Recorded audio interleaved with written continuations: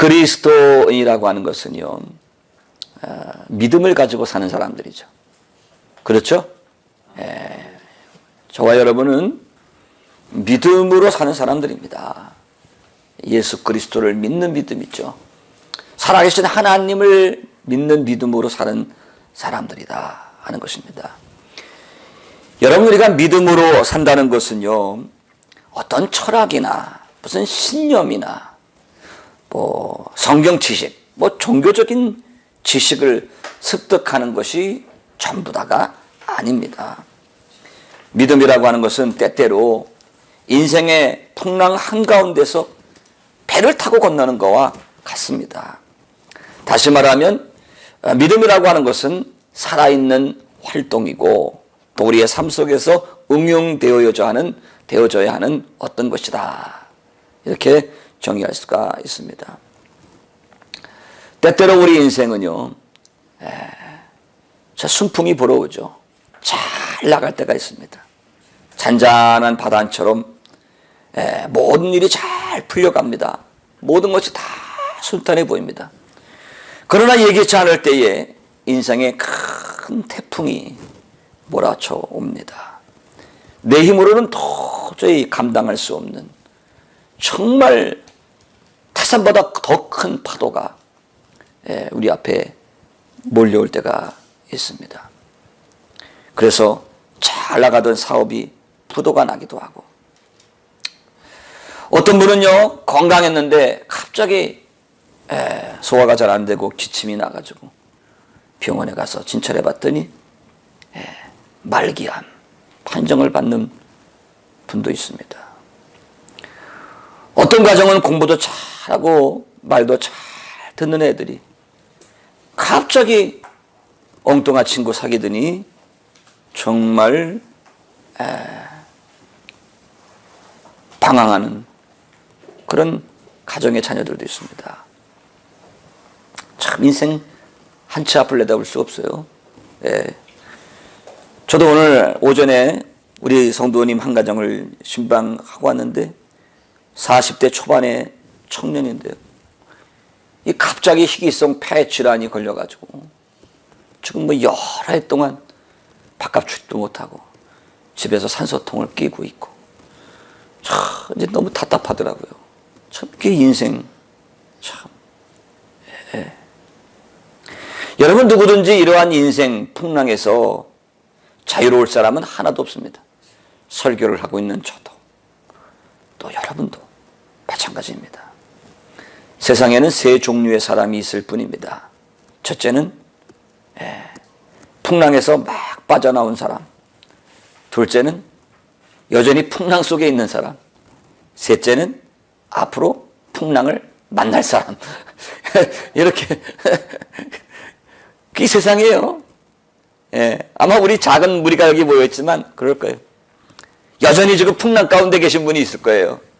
또 막 풍랑 지내온 사람이 있고, 앞으로 예기치 않은 때에 정말 큰 풍랑 만날 수 있는 분도 있다는 것입니다. 그렇다면 여러분은 지금 어디에 처해 있습니까? 참으로 풍랑이 많은 이 세상에서 우리는 어떻게 살아야 할까요? 오늘 성경에서 우리에게 이 질문에 대한 아주 명확한 답을 제공해 주고 있습니다. 오늘 이 본문의 배경을 좀 설명을 드리면, 바울은 세 차례의 선교 여행을 마치고 예루살렘으로 올라갔다가 그만 체포를 당했습니다. 바울이 아무리 변호를 해도 바울을 죽이기로 작정한 유대인들이 아주 살기등등한 이 기세를 꺾을 길이 없습니다. 더욱이 당시의 총독이었던 벨릭스는 바울에게 돈을 받을까 하여 2해 동안이나 바울을 감옥에 감금시켜 놓은 상태였습니다. 바울은 더 이상 지체할 수가 없기 때문에 로마에 있는 황제에게 억울함을 호소하여 마침내 로마로 재판받으러 가게 되었습니다. 죄인이 아닌 죄인의 몸으로 바울은 로마를 향하여 떠납니다. 당시 사도 바울이 탔던 배는 이집트의 비옥한 삼각주 평야에서 생산되는 곡물을 로마로 수송하는 거대한 곡물, 양곡 수송선이었습니다. 고고학자들에 의하면 한 70톤쯤 되는 거대한 배였습니다. 굉장히 큰 배죠. 그 당시에는. 그 배의 이름도 알렉산드리아호였습니다. 그 배에는 바울을 비롯한 제수들과 그리고 바울을 호송하는 백부장과 군사들 그리고 선장과 수많은 상인들이 타고 있었습니다. 성경에 보니까 276명이 타고 있었다고 기록을 하고 있습니다. 때는 주후 약 59년경 늦은 가을 8월쯤이었습니다. 여기서 8월이라고 하는 것은 한국 달력으로 하면 10월쯤 넘어가는 거죠. 이스라엘의 가이사라에서 로마까지의 거리는 약 2200km. 결코 짧은 거리가 아닙니다. 지중해를 곧장 가로질러서 간다면 한 달 만에 갈 수 있는 거리였지만 가을로 넘어가면 바람도 불규칙하게 부르기 때문에 항해하기가 굉장히 어렵습니다. 그래서 오늘 9절 말씀 읽지는 않았지만 읽었죠 우리가. 9절 말씀에 보면 그런 말씀이 있습니다. 여러 날이 걸려 금식하는 절기가 이미 지났으므로 행선하기가 위태한지라. 이게 무슨 말이에요? 여러 날이 걸려 금식하는 절기가 이미 지났으므로 행선하기가 위태한지라. 이 말은 유대인들이 금식하는 절기가 있어요. 속죄일입니다. 대속죄일. 그러니까 이스라엘 달력으로는 7월 달쯤 됩니다. 양력으로 하면 10월 한 초나 중순쯤 돼요. 10월 중순쯤 되는 거예요. 이제 그 이스라엘이 금식하는 절기, 속죄일이 한국 달력으로 10월 달쯤, 10월 초나 중순에 맞춰진 것입니다. 자, 그러면 10월 초나 중순쯤 되면은 한국 달력으로는 4계절 가운데 무슨 계절이에요? 가을이죠. 가을로 접어드는 거예요. 예. 지중해의 여름은요, 길어요. 근데 가을은 굉장히 짧아요. 가을이다 그러면 언젠가 모르게 바로 그냥 겨울이 오는 거예요. 가을부터 겨울철은 날씨가 굉장히 불안정합니다. 그래서 붙여진 별명이 지중해성 기후라는 말 들어보셨죠? 지중해성 기후입니다.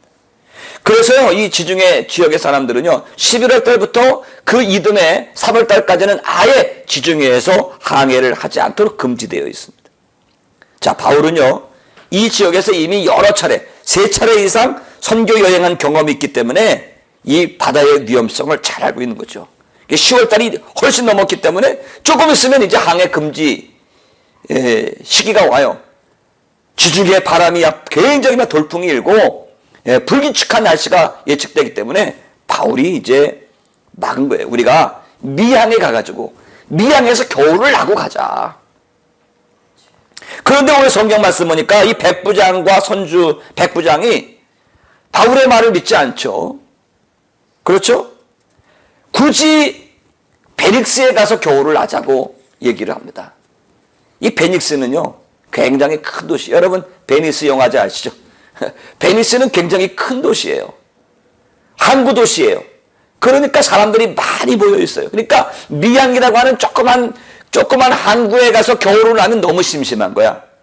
그러니까 어차피 겨울 나려면 조금 멀리 가가지고 베니스에 가서 겨울을 나자. 장사하는 사람들은 거기서 장사할 수 있고, 군인들은 베니스 그러면 한마디로 하면 여러분 미국의 라스베가스 같은 곳이에요. 그 군인들은 거기서 쾌락을 좀 겨울에 내 즐기다 떠나자. 뭐 이랬을 것입니다. 서두르는 거예요.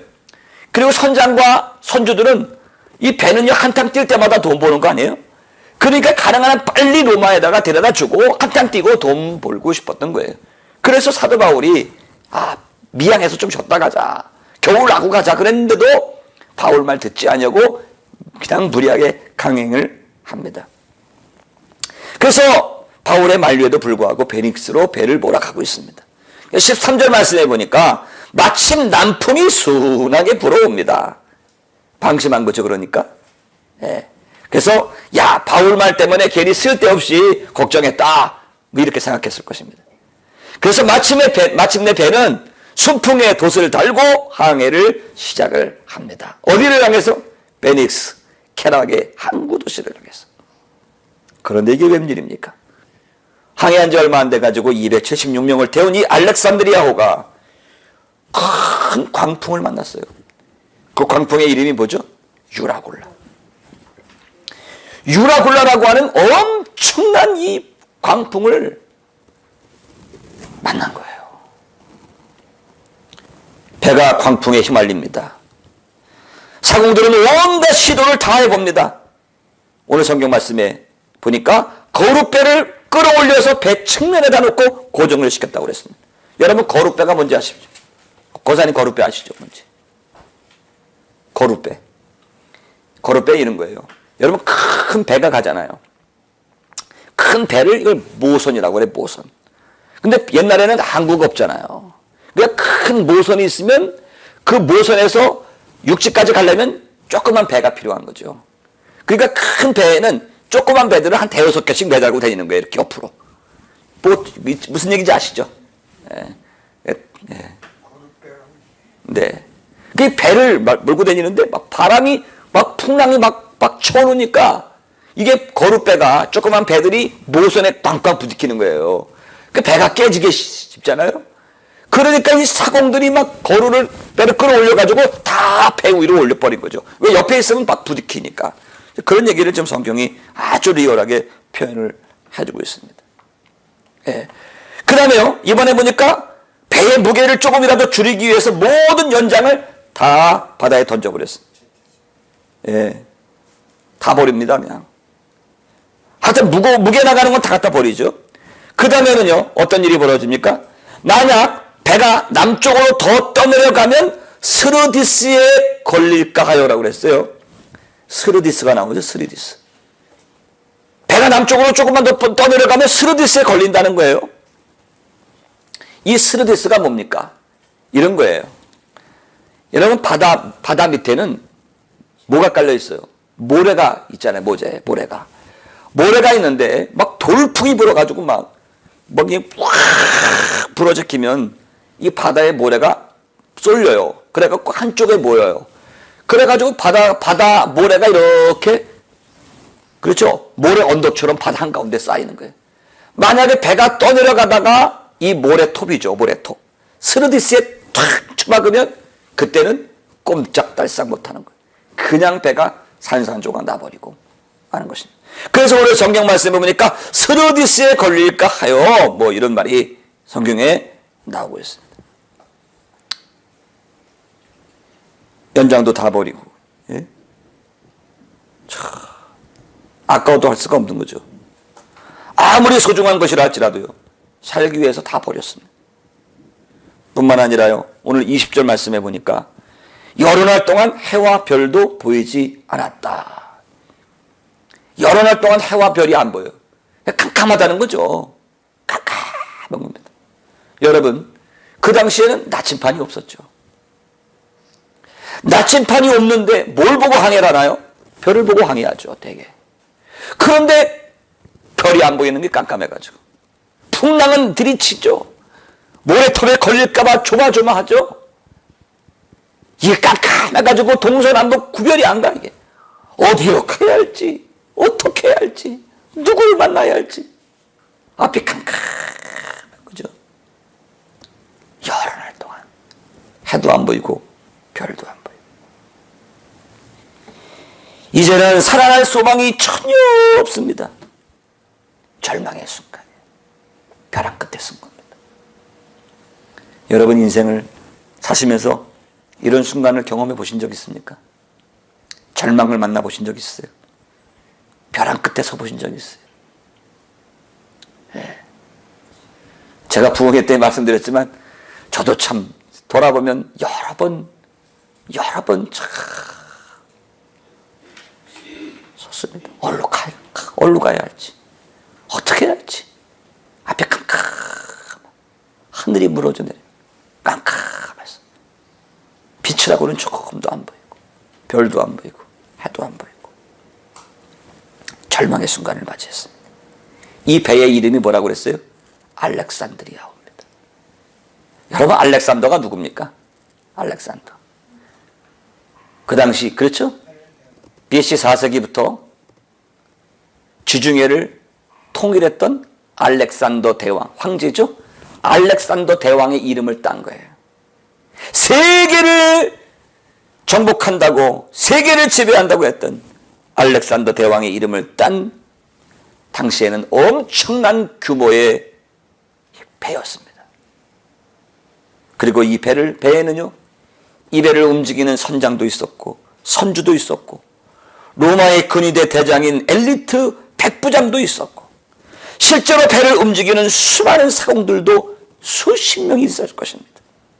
그리고 로마의 군인들과 죄수들까지, 말 그대로 이 알렉산드리아호 배는 한 사회를 지금 이루고 있는 것 같습니다. 그런데요, 그들 중에 그 누구도 이러한 위기에서 벗어날 수 있게 할 수 있는 사람은 한 사람도 없었다는 것입니다. 경제력을 가진 사람들, 기술력을 가진 사람들, 힘과 권력을 가진 사람들, 아무리 사람이 많아도 그들 중에 이러한 위기를 벗어나게 할 사람은 아무도 없습니다. 풍랑과 폭풍이 몰아칠 때 그저 배에 탄 사람들은 어찌할 수가 없는 거죠. 두려움에 떨 수밖에 없는 것입니다. 이것이 인생입니다.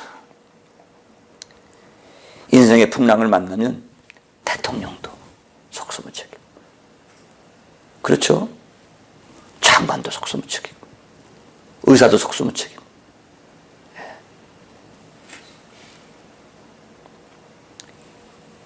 제가 아는 어떤 분은요, 부인이 자궁암 말기인데 남편이 의사예요. 남자는 심장내과. 속수무책이죠. 그게 인생이에요. 정말 대한민국에서도 꼽히는 심장 권위자랄지라도 부인이 자궁암 걸려서 죽어가고 있는데 속수무책이죠. 그게 인생입니다. 한 치 앞도 대답할 수 없습니다. 칠흑같이 어둡습니다. 이때 죄수였던 바울이 일어나서 사람들에게 외치기 시작합니다. 여러분, 미양에서 내 말을 듣고 떠나지 않았다면 이런 어려움을 당하지 않았을 것입니다. 그러나 이제 여러분 안심하십시오. 여러분 안심하십시오. 니나 안심해라. 여러분 안심하십시오. 근데 이게 참 중요하더라고요.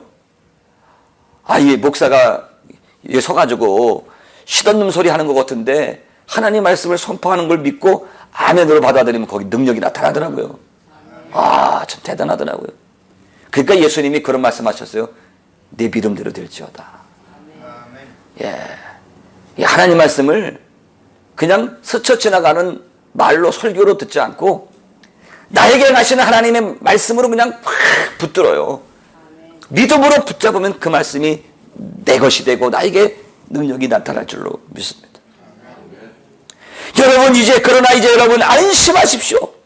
여러분 중에 아무도 죽지 않을 것입니다. 어젯밤 우리 하나님의 사자가 나에게 말씀하셨습니다.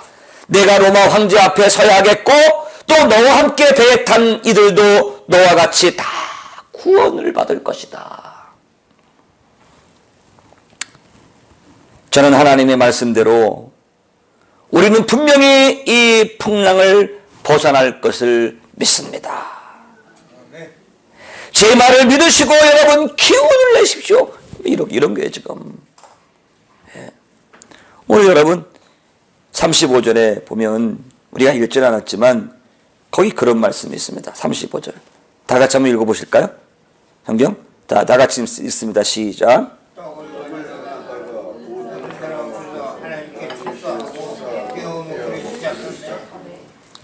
네, 바울이 모든 사람 앞에서 떡을 가져다가 어떻게 했어요? 하나님께 축사하고 감사했다는 말이죠. 떼어 먹기를 시작하매 그들도 안심하고 받아 먹으니라. 여러분 이거 뭐하고 있어요 지금 바울이? 네? 풍랑 일고 깜깜하고 칠흑같이 어두운 절망의 상황 속에 바울이 지금 무슨 짓 하고 있는 겁니까 여러분?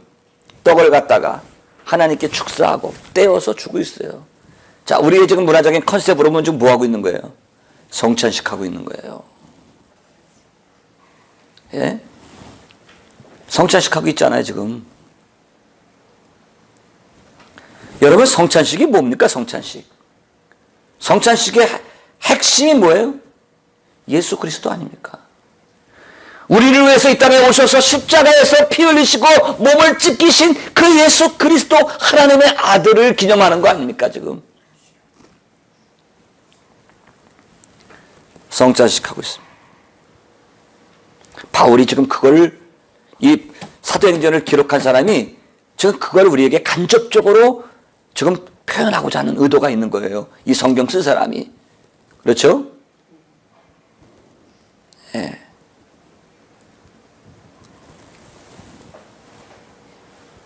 그러니까 이 사람들이 안심하고 받아먹었다. 안심하고 받아먹었다. 뭐가 안심하고 받아먹었을까요? 바울이 떡 갖다가 하나님께 기도하고 떼어주니까 안심했어요. 안심하고 받아먹었어요. 뭐예요 이게? 가만히 생각해 보세요. 안심하고 받아먹었다. 야, 요 떡 먹으면 내가 죽지 않을까? 저 이놈이 저기다 약 탄 거 아니야? 그랬을까요? 아니죠. 바울이 여러분 안심하십시오. 하나님이 우리 구원해 주실 것입니다. 우리의 힘이 아니죠. 하나님 아들 예수 그리스도 성찬을 딱 뜨니까 그제서야 사람들의 눈이 열리고 마음이 열렸고, 아, 우리 살겠구나. 죽지 않겠구나. 마음이 편안해져서, 편안해진 상태에서 성찬에 참여하게 됐다.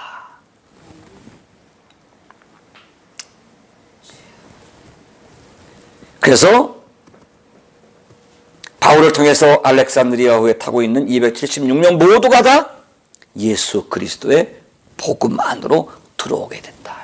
그걸 암시해 주고 있어요. 안심하고 떡을 떼니라.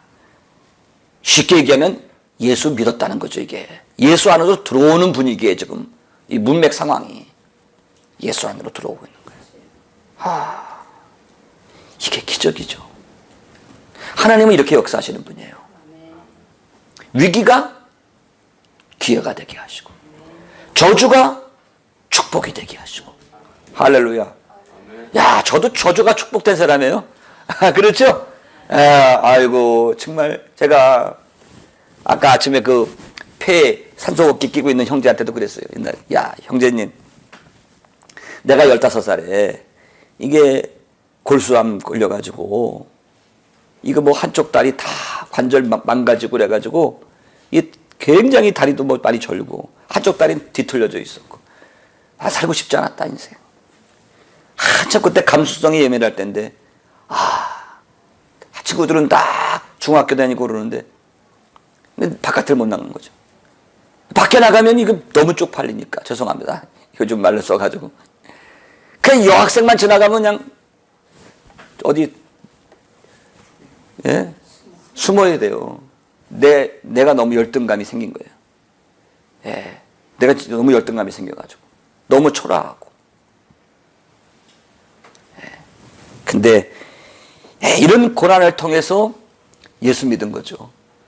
예수 믿고 나니까 이 고난이 더 간절히 하나님을 찾게 되고, 더 하나님을 의지하게 되고, 그렇죠? 그것이 나에게 믿음이 되고 힘이 되고 영적인 에너지가 되고, 결국 하나님의 은혜로 지금까지 살았습니다. 15살부터 제가 지금 52살이니까 몇 년 살았는지 모르지만 하여튼 지금까지 살아왔어요. 하나님이 건강 주시는 날까지, 생명 주시는 날까지 정말 겸손하게 우리에게 주어진 일을 잘 감당하다가 하나님께 가는 거죠. 그게 다 우리 소망 아닙니까? 그래서 이 사람들 풍랑을 통해서 다 구원받는 거예요. 대단합니다. 276명 모두가 다 구원을 받았을 뿐만 아니라 그레데 섬에서 멜리데 섬까지 14일 만에 풍랑이 막 들이치는데 엔진도 없지, 돛도 다 찢어졌지, 별도 안 보이지, 해도 안 보이지, 그냥 풍랑이 끌려가는 대로 막 죽는 거야. 낭떠러지로 갔는데 성찬식하고 정신 차려보니까 그레네 섬에서 멜리데 섬까지 직선거리로 950km가 왔어. 14일 만에. 여러분 생각해 보세요. 성경을 연구해 보세요. 불과 14일 만에, 보름 만에 950km를 항해한 거예요. 뭐 타고? 풍랑 타고 온 거야. 정신 차려보니까 로마가 저기 보이는 거죠. 네? 멜리데 섬이 바로 로마 앞바다거든요. 이탈리아 반도 바로 앞이잖아요. 이야, 참 이게 풍랑 타고 더 빨리 왔어요. 그렇다면 우리도 인생의 풍랑을 만날 때 어떻게 해야 할까요? 예기치 않은 인생의 문제를 만나서 이리저리 끌려가고 모든 것을 다 빼앗기고 잃어버리고 흔들리고 삐뚤어져 갈 때 과연 우리는 어떻게 해야 할까요? 빌리그레암 목사님이요. 옛날에 미국의 그 쌍둥이 빌딩 무너진 때 있잖아요. 9.11 테러 때 장례식을 인도하면서 그런 말을 했습니다. 나는 솔직히 인생의 광풍의 원인을 모릅니다. 그러나 광풍을 극복할 수 있는 해답은 알고 있습니다. 그 해답이 무엇일까요? 오늘 사도 바울이 보여준 태도를 통해서 우리가 깨달아야 될 줄로 믿습니다. 첫 번째는 먼저 바울은 어떤 풍랑의 위기 속에서도 자신의 정체성을 잃지 않았다는 것입니다. 오늘 여러분 23절을 보십시오. 내가 속한 바 곧 내가 섬기는 하나님의 사자가 어젯밤에 내 곁에 서서 말하되, 이런 고백이 있는데요. 이거 뭐라고 했습니까? 나는 내가 속한 바 곧 내가 섬기는 하나님. 이 무슨 말이에요? 나는 하나님께 속한 사람입니다. 이런 고백이죠. 그렇죠? 예? 그렇죠? 나는 하나님께 속한 사람입니다. I am belong to God이죠. 나는 하나님을 섬기는 사람입니다. 나는 하나님의 사명을 가진 사람입니다. 나는 하나님의 뜻을 이루기 위해서 지금 로마로 가야 할 사람입니다. 이런 거예요. 그러니까 바울은 자신이 로마에 가야 한다는 사실을 계속해서 강조해 왔습니다. 왜냐하면 당시 세계의 중심 로마에 가서 복음을 전해야 하는 것이 하나님의 사명이었기 때문입니다. 그래서 사도행전 23장 11절 말씀에도 보면 그날 밤 주께서 바울 곁에 서서 이르시되 담대하라, 내가 예루살렘에서 나의 일을 증언한 것 같이 로마에서도 증언하여야 하리라 하시니라. 그러니까 바울은 로마에 가는 게 하나님의 뜻이다. 나는 사명이 있다. 나는 하나님께 속한 사람입니다. 나는 예수 믿는 사람이에요. 나는 그리스도 안에 있는 사람이에요. 나 하나님의 자녀예요. 어떤 어려움이 있어도 어떤 절망의 순간을 만나도 나 하나님의 자녀예요. 나 예수 믿는 사람이라니까요. 하나님이 나를 구원해 주셨다니까요. 하나님이 나를 그의 아들 예수 그리스도의 십자가의 보혈로 나를 구원해 주셨어요. 나 그런 사람이에요. 예, 오늘 본문 24절에도 보면 바울아 두려워 말라, 내가 가이사 앞에 서야 하겠고, 이렇게 말씀하고 있습니다. 이처럼 바울은 자신이 믿는 하나님을 전적으로 신뢰합니다. 로마에 가서 복음을 전하도록 말씀하신 그 하나님께서 어떠한 상황 속에서도 반드시 나와 함께 하신다는 사실을 확신했습니다. 이것이 하나님께 속한 성도들의 고백이 되어야 하는 것입니다. 성경은 우리에게 분명히 말씀하고 있습니다. 이사야서 43장 1절로 3절이죠. 잘 아시죠 여러분? 야곱아 너를 창조하신 여호와께서 지금 말씀하시느니라. 이스라엘아 너를 지으신 이가 이제 말씀하시느니라. 너는 두려워하지 말아라. 내가 너를 구속하였고. 구속이 뭐예요? 구속이 값주고 꺼내준 거예요. 하나님의 아들이, 하나님이 자기 아들을 우리의 죄값으로 내어주고 우리를 건져주신 거예요. 그게 구속이라고 하는 거 아닙니까? 구속. 그렇죠? 구속이에요. 내가 너를 구속하였고 내가 너를 지명하여 불러나니 너는 내 것이라. 내가 물 가운데로 지날 때에 내가 너와 함께 할 것이라. 강을 건널 때에 물이 너를 침몰치 못할 것이며 강을 건널 때에 물이 너를 침몰하지 못할 것입니다. 불 가운데 지날 때에 타지도 아니할 것이요 불꽃이 너를 사르지도 못하리니 대전하는 여호와 내 하나님이요 이스라엘의 거룩한 자요 내 구원자이니라. 그러므로 하나님께서는 반드시 하나님의 자녀인 성도들과 함께 하실 것입니다. 그 어떠한 인생의 풍랑 속에서도 결코 하나님이 우리를 버리시지 않으십니다. 왜 그럴까요? 우리가 하나님께 속한 신분이기 때문인 줄로 믿습니다. 왜 우리가 하나님께 속한 자들입니까? 하나님께서 우리를 창조하셨다니까요. 그렇죠? 왜 우리가 하나님께 속한 사람입니까? 하나님이 그 아들 예수 그리스도의 피로 우리를 구속하셨기 때문 아닙니까? 왜 우리가 하나님의 겁니까? 하나님이 이 땅의 수많은 사람들 가운데 우리를 지명하여 우리를 부르셨습니다. 하나님의 자녀로 우리를 불러주셨어요. 우리 하나님 거 아닙니까? 더 이상 뭘 요구합니까? 따라서 하나님께서는 바울처럼 물 가운데로 지날 때 반드시 내가 너와 함께하리라. 여러분 이 사실을 여러분 믿으시기 바랍니다. 또 한 가지 바울은 이 풍랑 가운데서도요 분명하게 하나님의 음성을 들었어요. 그렇죠? 바울이 뭐라고 그래요? 어젯밤 그렇죠? 내 곁에 서서 풍랑이는 밤에 바울이 뭐 했겠어요? 기도했겠죠. 이건 뭐 10살 먹은 주일학교도 아는 거 아니에요? 남들은 막 그냥 막 두려워가지고 막 공포에 질려가지고 아비 귀환 이리 뛰고 저리 뛰고 하는데 바울은 기도한 거예요. 기도하니까 환상 보고 기도하니까 음성 듣지. 그렇죠? 잠자다가 환상 받겠습니까? 아니죠. 이건 뭐 전원 문맥을 보면 그대로 나오는 거 아닙니까, 여러분? 그러니까 이것은 바울이 기도의 사람이었다는 것을 보여주고 있습니다. 24절이요. 바울아, 두려워하지 말아라. 내가 가이사 앞에 서야겠고 또 하나님께서 너와 함께 항의하는 자를 다 내게 주셨다. 너와 함께 항의하는 자들을 다 내게 주셨다. 이게 뭐예요? 전도해가지고 나 예수 믿게 하고 너, 그렇죠? 열방을 너에게 주리라. 이게 뭐예요? 전도하겠다는 거 아닙니까? 전도한다는 거. 그러니까 성찬시켜가지고 전도했다니까요, 바울이. 저는 틀림없이 믿습니다. 어떤 사람들은 아니라고 그럴지 모르지만 저는 틀림없이 믿어요. 이거 276년 바울이 다 전도했어요. 예. 하나님의 음성이 그랬기 때문에. 너와 함께 항해하는 자를 다 내게 주셨다 하였으니 그러므로 여러분이여 안심하라. 나는 내게 말씀하신 그대로 되리라고 하나님을 믿노라. 하나님을 믿어야죠. 기도에서 음성 들어서 믿어야죠. 설교 말씀 들으면 그대로 믿어야죠. 예. 그래서 하나님께서 바울에게 말씀하셨다는 거죠. 바울이 하나님의 음성을 들은 것입니다. 지금 어떤 상황이라고 했어요? 한마디로 아비규환이죠. 사람들은 저마다 살기 위해서 난리가 난 듯 하는 상황이죠. 구원의 소망이 전혀 없는 절망의 순간입니다. 여전히 폭풍이 몰아치고 어두운 한밤중입니다. 그런데 바울은 마음을 가라앉히고 하나님께 기도했습니다.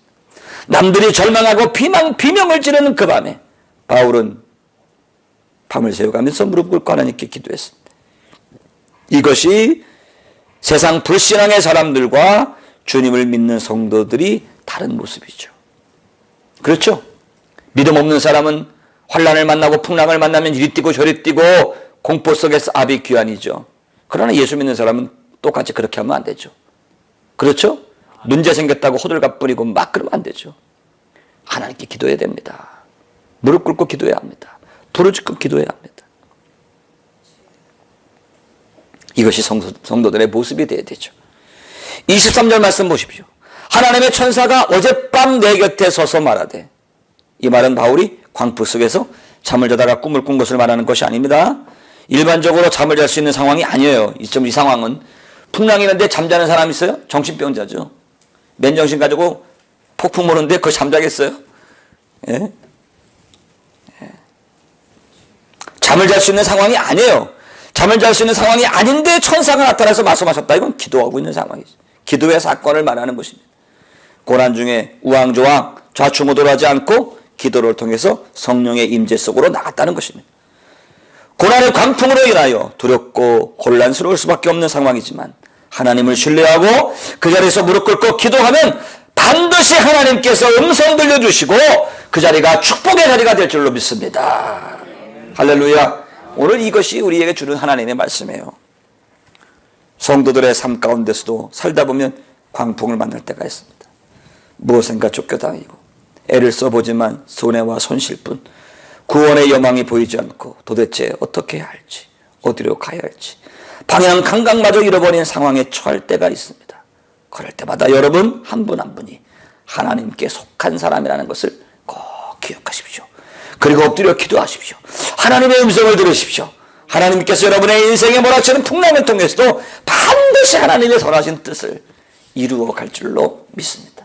합력하여 설을 이루시는 하나님, 그 좋으신 하나님이 저와 여러분의 아버지, 아멘. 아버지, 아버지예요.